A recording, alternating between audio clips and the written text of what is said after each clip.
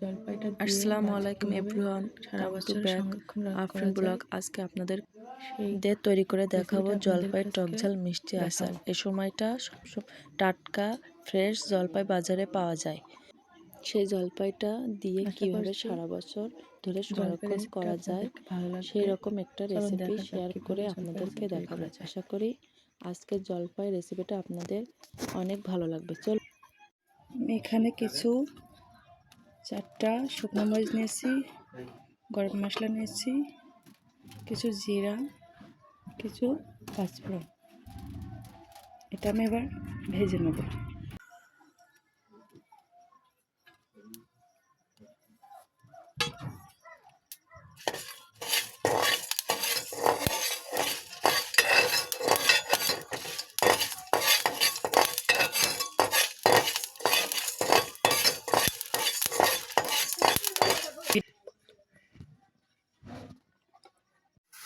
আমি জলপাই সেদ্ধ করতে চলে এসেছি। আমার জলপাই অনেকটা সেদ্ধ হয়ে গেছে। আমি আর কিছুক্ষণ জাল করে জলপাইটা নামিয়ে নেব। জলপাইটা আমার সেদ্ধ হয়ে গেছে। যখন দেখবেন এমন হয়ে গেছে তখন জলপাইটা নামিয়ে নেবেন। আমার জলপাইটা পুরোপুরি সেদ্ধ হয়ে গেছে। আমি এখন এটা নামিয়ে নেব। জলপাইটা এবার আমি নামিয়ে রাখবো, নামিয়ে রেখে ঠান্ডা করতে দেব।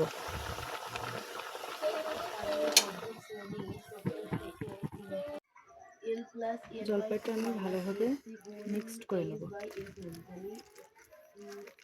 যাতে করে এর ভিতরে সমস্ত মশলা ভালোভাবে চলে যেতে পারে।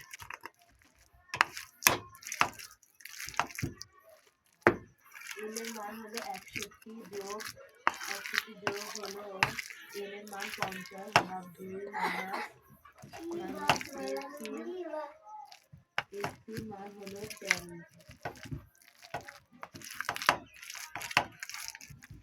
আমার ভালোভাবে মিক্স করা হয়ে গেছে। এখন আমি মূল রান্নায় ফিরে যাব।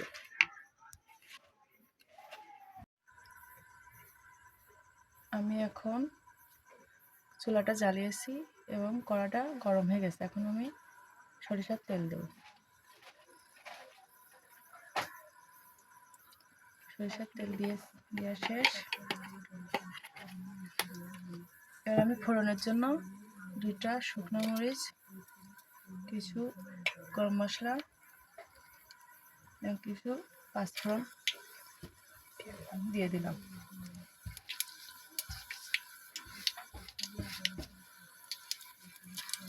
এটা আমি কিছুক্ষণ নাড়াচাড়া করব।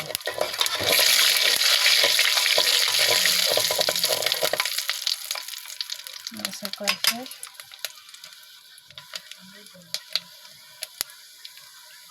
এখন আমি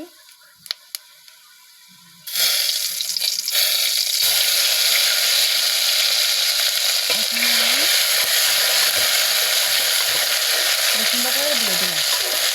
আপনারা প্রথমে চেষ্টা করবেন রসুন বাটাটা যাতে শুকনো বাঁচতে, যাতে পানি না লাগে, তাহলে আচারটা আপনারা অনেকদিন সংরক্ষণ করে রাখতে পারবেন।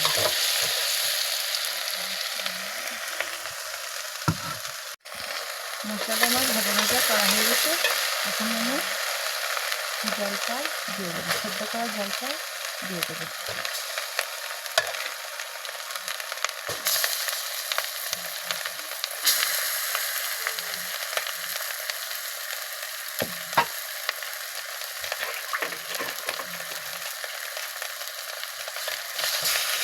আমি ভালোভাবে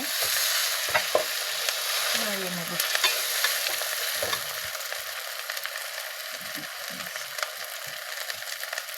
চুলার আঁচটা আমি মিডিয়াম রেখে জলপাইটা ভালোভাবে নাড়িয়ে নেব।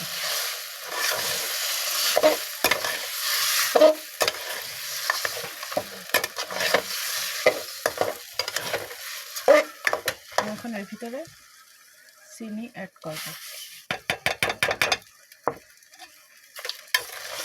চিনির সাথে ভালোভাবে জলপাই মাখিয়ে দেব।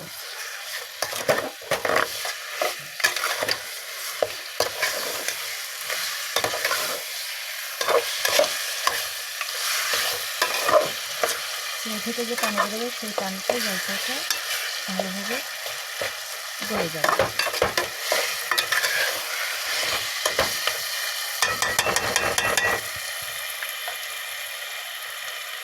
এখন আমি ভেজে রাখা মশলা দিয়ে দেবো,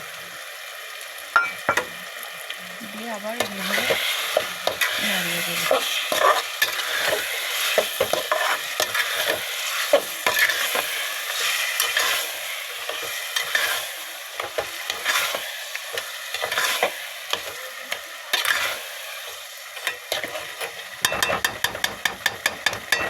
এখন এটা আমি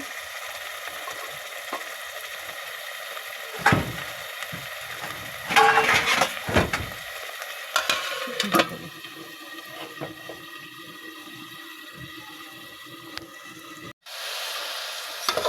ভালোভাবে নাড়িয়ে নেবো যাতে তলায় লেগে না যায়।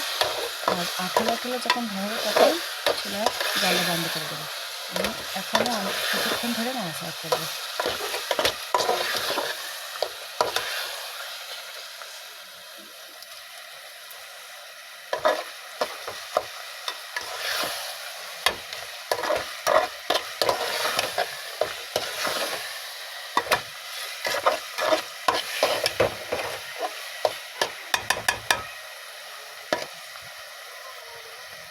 আমার জলপাইটা হয়ে গেছে।